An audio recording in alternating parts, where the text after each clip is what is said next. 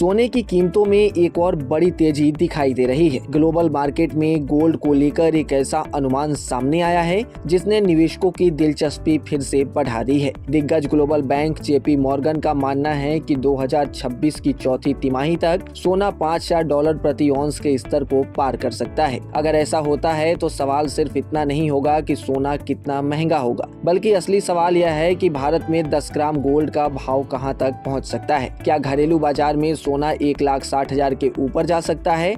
और आखिर JP Morgan को गोल्ड में इतनी बड़ी तेजी क्यों दिखाई दे रही है? तो चलिए बताएंगे सब कुछ, लेकिन उससे पहले आज का रेट्स जान लेते हैं। तो आज एमसीएक्स पर गोल्ड और सिल्वर में तेजी दिखाई दे रही है। एमसीएक्स पर गोल्ड 5 अक्टूबर कॉन्ट्रैक्ट अपने पिछले क्लोज से 1,600 रुपए की तेजी के साथ 1,54,999 रुपए प्रति 10 ग्राम पर ओपन हुआ। तो वहीं एमसीएक्स पर सिल्वर 4 सितंबर कॉन्ट्रैक्ट अपने पिछले क्लोज से 3,132 रुपए की तेजी के साथ 2,39,999 रुपए प्रति किलोग्राम पर ओपन हुआ। कारोबार के दौरान गोल्ड ने 1,55,437 रुपए प्रति 10 ग्राम का हाई, तो वहीं सिल्वर ने 2,41,999 रुपए प्रति किलोग्राम का हाई बनाया। सोना एक बार फिर निवेशकों के रडार पर है।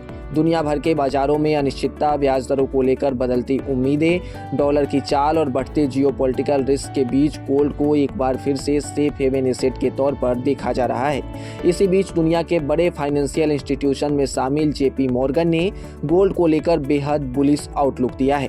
बैंक के अनुमान के मुताबिक 2026 की चौथी तिमाही तक गोल्ड की कीमत $5,000 प्रति औंस या उससे ऊपर तक जा सकती है।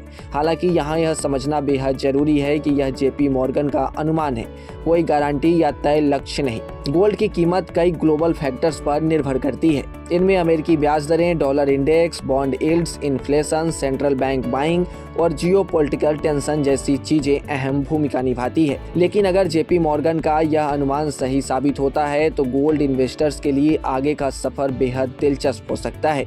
आखिर जेपी मॉर्गन को गोल्ड में इतनी तेजी क्यों दिखाई दे रही?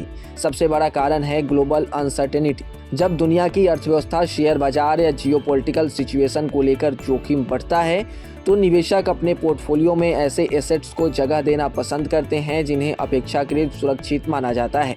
गोल्ड लंबे समय तक सेफ हेवन और इन्फ्लेशन हेज के तौर पर इस्तेमाल होता रहा है। जेपी मॉर्गन के दूसरे तिमाही के अपडेट में बैंक के सीईओ जेमी डिमॉन ने भी ग्लोबल इकोनॉमी और मार्केट्स में मौजूद कई जोखिमों को लेकर चेतावनी दी है। ऐसे माहौल में अगर निवेशकों की चिंता बढ़ती है तो गोल्ड की मांग को सपोर्ट मिल सकता है। गोल्ड के लिए अमेरिकी डॉलर और इंटरेस्ट रेट्स भी बेहद महत्वपूर्ण है। अगर डॉलर कमजोर होता है तो दूसरे देशों के खरीदारों के लिए डॉलर में कीमत वाला गोल्ड अपेक्षाकृत सस्ता हो जाता है। इससे गोल्ड की मांग बढ़ सकती है। वहीं अगर अमेरिकी ब्याज दरों में कटौती की उम्मीद मजबूत होती है तो गोल्ड को फायदा मिल सकता है। इसकी वजह यह है कि गोल्ड खुद कोई ब्याज नहीं देता। ऐसे में जब इंटरेस्ट बियरिंग एसेट्स का आकर्षण कम होता है तो गोल्ड की इन्वेस्टमेंट अपील बढ़ सकती है। अब सबसे बड़ा सवाल यह है कि भारतीय निवेशकों का क्या होगा, क्या रेट होंगे यहाँ पे? तो अगर इंटरनेशनल मार्केट्स में गोल्ड $5,000 प्रति औंस तक पहुँचता है तो भारत में 10 ग्राम सोने की कीमत काफ़ी ऊपर जा सकती है। लेकिन घरेलू कीमत सिर्फ इंटरनेशनल ग्लोबल प्राइस से तय नहीं होती। यहाँ डॉलर रुपी एक्सचेंज रेट भी बेहद महत्वपूर्ण है।